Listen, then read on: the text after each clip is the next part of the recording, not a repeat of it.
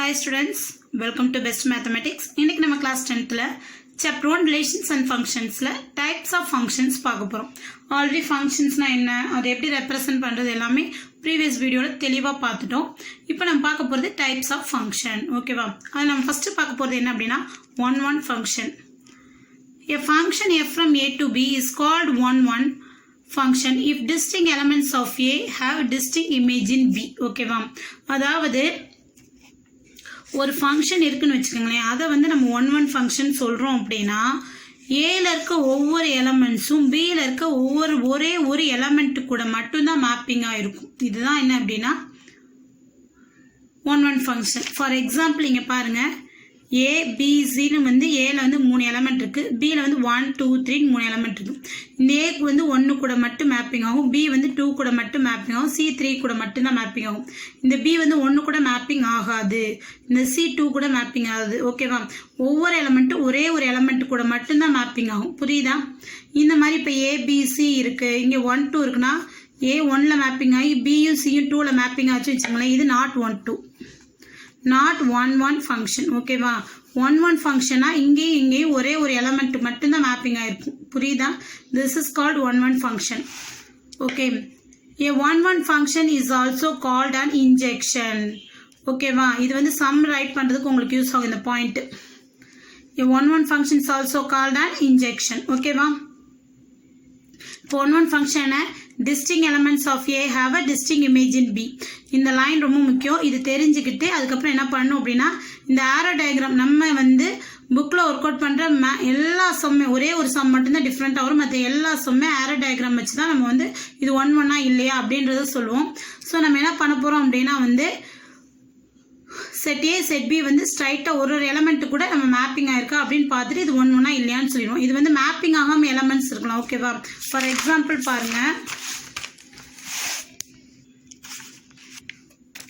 இப்போ இங்கே வந்து பார்த்தீங்கன்னா 1 2 3 4 இருக்குது. இங்கே வந்து பார்த்தீங்கன்னா ABCDE இருக்குன்னு வச்சுக்கோங்களேன். இது செட் ஏ, இது செட் பி இருக்குன்னா ஏ வந்து 1 வந்து ஏ கூட மேப்பிங் ஆகிருக்கு, 2 பி, சி வந்து டி, 4 வந்து ஈனா இந்த சி மேப்பிங் ஆகும். இப்போ இது ஒன் ஃபங்க்ஷன். உங்களுக்கு டவுட் வரலாம், இது ஒன் ஃபங்க்ஷன் தான். இதில் ரிமைனிங் வேல்யூஸ் இருக்கலாம். புரியுதா? இதில் மேப்பிங் ஆகாமல் ரிமைனிங் இமேஜஸ் வேல்யூஸ் இருக்கலாம். பட் இதில் இருக்க ஒவ்வொரு எலமெண்ட்டுக்கும் ஒரே ஒரு எலமெண்ட் கூட மட்டும் கனெக்ட் ஆயிருந்தா that is called one function.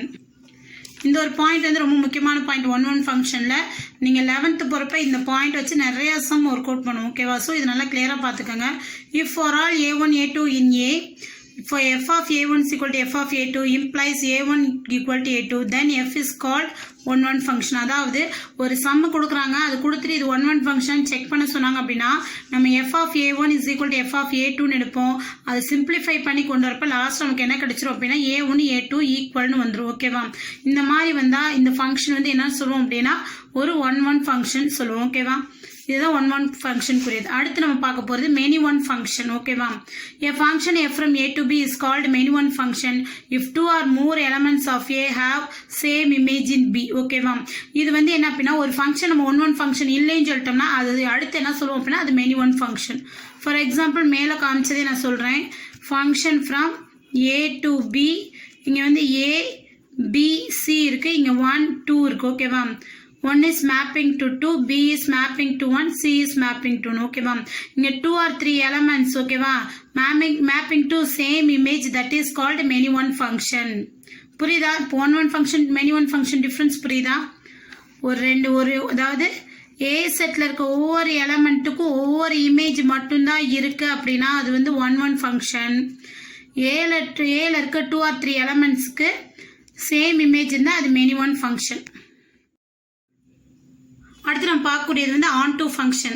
A function f from A to B is said to be onto function if the range of f is equal to the codomain of f. ஓகேவா? இதுக்கு என்ன அர்த்தம் அப்படின்னா வந்து ஒரு ஃபங்க்ஷனை வந்து onto ஃபங்க்ஷன் நம்ம சொல்கிறோம் அப்படின்னா நமக்கு ஒரு ஃபங்க்ஷன் கொடுத்துருக்காங்க, அந்த ஃபங்க்ஷன் நம்ம onto ஃபங்க்ஷன்ஸ் கொடுக்குறோம் அப்படின்னா கோடொமைனும் ரேஞ்சு ஈக்குவலாக இருக்கும். ஃபர்ஸ்ட் வந்து கோடொமைன் ரேஞ்சுனா என்னென்னு தெரிஞ்சுக்கொண்டீங்க. இப்போ வந்து பார்த்தீங்கன்னா இது செட் ஏ, இது செட் பின்னு வச்சுக்கிறோம். Function from A to B. Okay, set ஏல என்ன வச்சுக்கலாம் அப்படின்னா A B சிடி ஓகேவா. இங்கே இஎஃப் மட்டும் இருக்குது ஓகேவா. இப்போ இது வந்து மேப்பிங் ஆகுது, இந்த மாதிரி மேப்பிங் ஆயிருக்குன்னு வச்சுக்கோங்களேன். இதில் வந்து பார்த்தீங்கன்னா டொமைன் என்ன எழுதுவீங்க, ஏபிசிடி எழுதுவீங்களா. இதில் வந்து கோடொமைன் என்ன எழுதுவீங்க, டொமைன்னா வந்து ஃபர்ஸ்ட் செட்டில் இருக்க எல்லா எலமெண்ட்ஸுமே டொமைன், கோடொமைனா செகண்ட் செட்டில் இருக்க எலமெண்ட்ஸ் எல்லாமே என்னது கோடொமைன் இஎஃப். இதுக்கு ரேஞ்ச் அடுத்து பார்த்தீங்கன்னா என்ன எழுதுவோம் அப்படின்னா ரேஞ்ச் என்னவா இருக்கும், இதெல்லாம் வந்து ஃபர்ஸ்ட் எலமெண்ட் கூட மேப்பிங் ஆகி இமேஜஸ் இருக்கும், அதுதான் வந்து ரேஞ்ச். இப்போ ஃபர்ஸ்ட் எலமெண்ட் ஃபர்ஸ்ட் செட்டோட எதெல்லாம் மேப்பிங் ஆயிருக்கு, இஎஃப் ரெண்டுமே மேப்பிங் ஆயிருக்கு, ஸோ இஎஃப்.